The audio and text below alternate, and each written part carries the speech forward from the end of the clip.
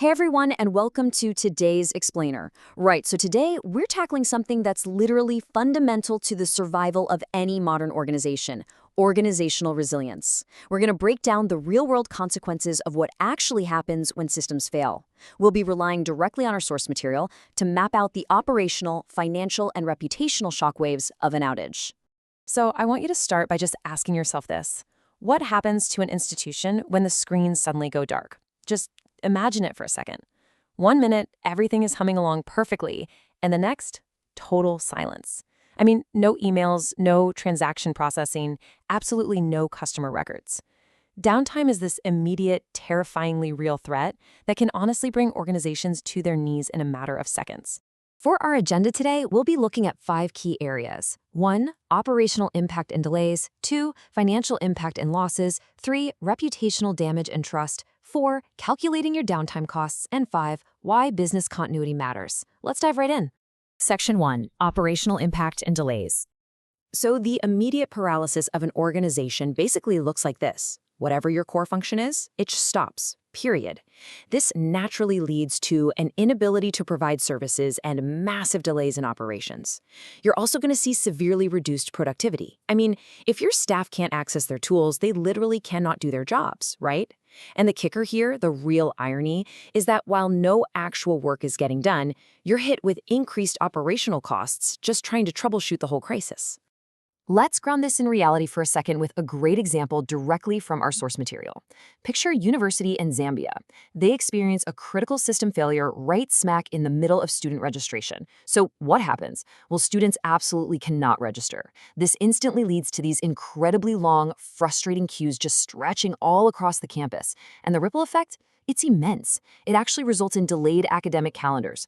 Think about that. A single IT failure effectively pushed back the educational timeline for the entire institution. Wow. Moving on to Section 2, financial impact and losses. All right, so first and foremost here, you've got lost revenue. It's simple math. If you can't provide services, you can't collect money.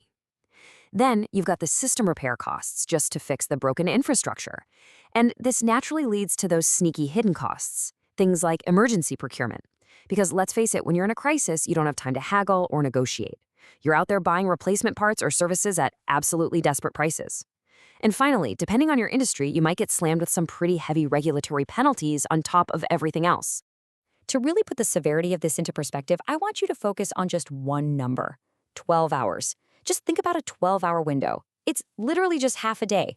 Now, that might not seem like a long time in the grand scheme of a business year, but trust me, in the context of a system outage, it is an absolute eternity.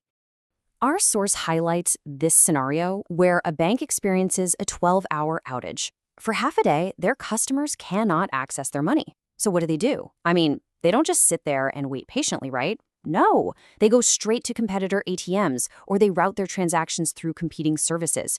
These customers are actively taking their business and their funds elsewhere. This causes a severe and immediate loss of revenue for the bank that went down. The financial bleed is just instantaneous.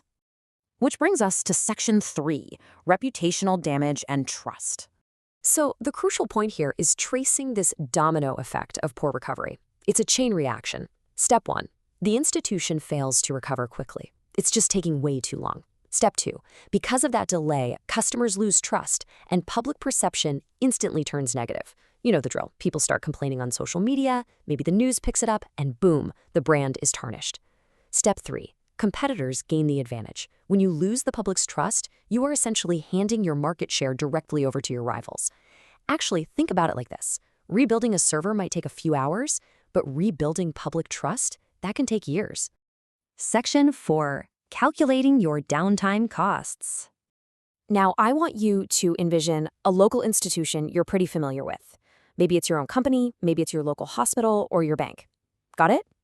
Okay, now I want you to mentally estimate the total impact of a full 24-hour downtime scenario for that specific institution, a full day offline. Really challenge yourself to mentally fill in these blanks. If that institution goes totally dark for 24 hours, what is the exact revenue loss? Next, factor in the overtime. You're going to have IT staff, management, and customer service teams working around the clock, earning time and a half or maybe even double time, just trying to put out the fires. Finally, calculate the emergency repairs, like what hardware needs to be rush ordered right this second. When you actually sit down and estimate these 3 specific variables, the true cost of downtime stops being this abstract theoretical concept and becomes a very scary, very real number. And finally, Section 5, Why Business Continuity Matters. To summarize our core lesson today, let's look at the key takeaways from our source material. Number 1, disruptions do not happen in a vacuum. They trigger a chain reaction that violently affects operations, finances, and reputation. Number 2, business continuity is what reduces that downtime and fundamentally protects the institution. It is absolutely not some IT luxury. It's a strategic requirement, for sure. A strong business continuity plan is essentially the shield that stops an operational delay from turning into a financial loss and stops that financial loss from snowballing into a full-blown reputational disaster. So, I want to leave you with this final thought to ponder. Based on everything we've uncovered today about how incredibly fragile trust really is, why does your institution's reputation matter? Just think about the real-world vulnerability of your own organization for a minute. Because at the end of the day, an organization without systems might lose money, sure. But an organization without a reputation, it literally loses its future. Thank you so much for joining me for this explainer. Keep learning, keep planning, and I'll see you next time.